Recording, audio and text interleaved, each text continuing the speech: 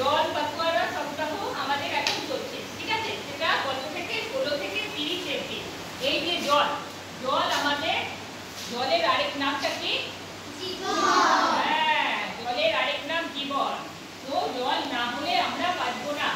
জল আমাদের বিভিন্ন কাজে লাগে, খাবারের কাজে লাগে, রান্নার কাজে লাগে, জামা কাপড় ধোয়ার কাজে লাগে, স্নান করতে লাগে। তো বিভিন্ন কারণে আমাদের জলের দরকার হয়। তো এই যে জল, জলটা কি বলছে? Water conservation. ওয়াটার কনজারভেশন মানে জল সংরক্ষণ।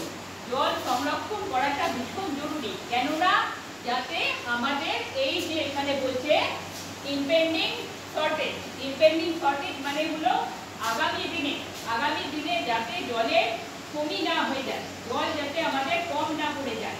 কারণ আমরা জল এত অপচয় করছি, যে পরিমাণে জল অপচয় হচ্ছে তাতে করে আগামী দিনে জলের কিন্তু আকাল পড়ে যাবে, জল আমরা খেতে পাবো না। তো তোমাদেরকে কি করতে হবে? জল কেন আমাদের অপচয় রোধ করা দরকার, জলের আমাদের কি প্রয়োজনীয়তা, জলের উপকারিতা কি, সেগুলো সম্পর্কে আজকে আমি কিছু বলতে চাইছি।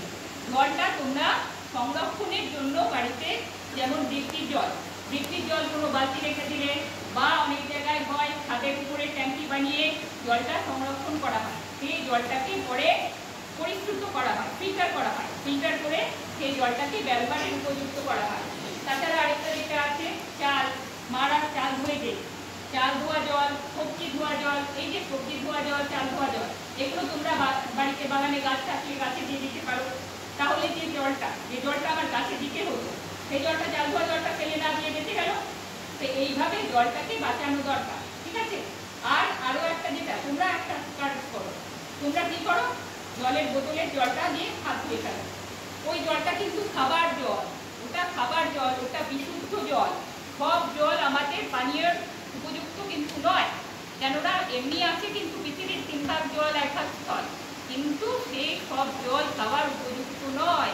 খাওয়ার উপযুক্ত জলটা আমাদেরকে সংরক্ষণ করতে হবে।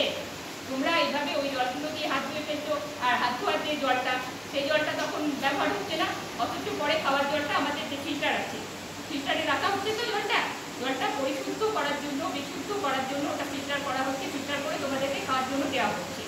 তো সেই বিশুদ্ধ জলটা তোমরা খাবে। তো ঘর থেকেও যেটা পাঠানো হচ্ছে সেই জলটা ওইভাবে ফেলে দিও না, ওইভাবে ফেলে হাত ধুয়ে নষ্ট করো না, ঠিক আছে? আর এছাড়া যে বিভিন্ন জায়গায় যে জলের রাস্তাঘাটে যে জলের কলগুলো যখন দেখবে যে কল খোলা আছে, জল পড়ে যাচ্ছে, কলটা পারলে বন্ধ করে দেবে। তারপরে স্নানের সময় অতিরিক্ত জল ব্যবহার, যতটুকু প্রয়োজনীয়তা নেবে না কেন, কিন্তু প্রয়োজনের অতিরিক্ত জল ব্যবহার করবে না, বা জলের অপচয় তোমরা করবে না। তাহলে তোমরা আজকে কি বুঝতে পারলে? জলটা আমাদের কি করা প্রয়োজন? সংরক্ষণ করা প্রয়োজন। আর জলের তোমরা কি করবে না? অপচয় করবে না, ঠিক আছে? জলের অপচয় একদম করবে না। জলের অপচয় করলে কিন্তু এরপরে আর জল পাবে না, বুঝতে পেরেছো?